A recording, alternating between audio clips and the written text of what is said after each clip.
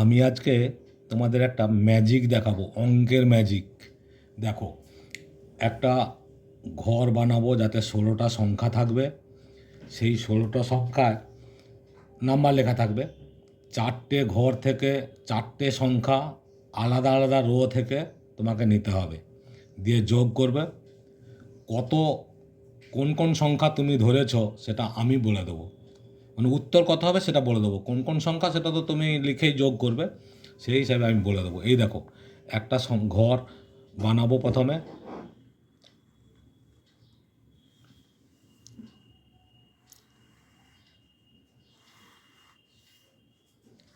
16টা ঘর থাকবে।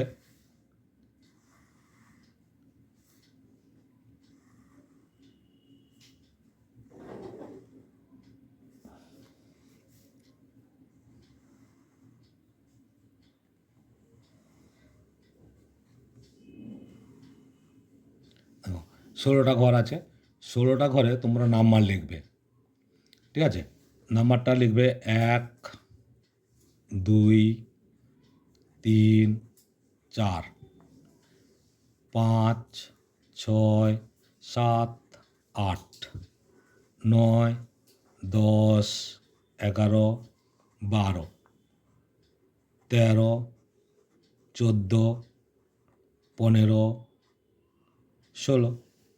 ঠিক আছে? 16টা সংখ্যা লিখলে।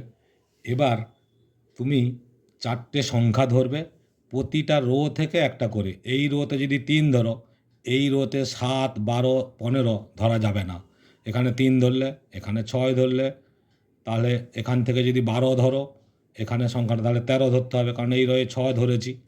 এইভাবে সংখ্যাটা 4টে ধরবে।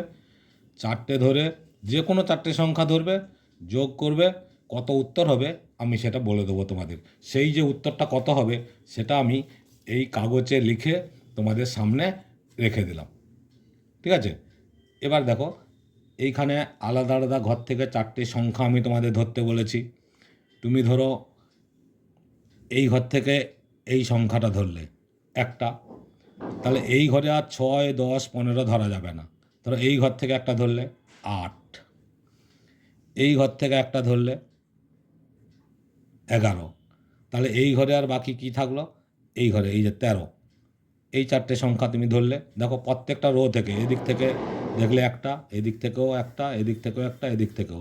আবার এদিকে দেখো, একটাই সংখ্যা, এই রোতে একটা সংখ্যা, এই রোতে একটা সংখ্যা, এই রোতে একটা সংখ্যা। তুমি ধরবে, ধরে এই সংখ্যাগুলোকে যোগ করবে। কত কত ধরেছ? 2 প্লাস 8 প্লাস 11 প্লাস 13, এইটাকে যোগ করো, কত হয় দেখো। 8 আর 2 10, 10 এক 11, 11 3 14, 14 4 হাতে 1, 2 3, কত হলো? 34। এই তো, আমি এই কাগজে উত্তর লিখে রেখে দিয়েছি। তোমার 34 হয়েছে। এই 34 থেকে তুমি কি করবে? 14 বিয়োগ করো, তাহলে কি হবে? 34, 34 থেকে 14 বিয়োগ করবে, কত হলো? 20।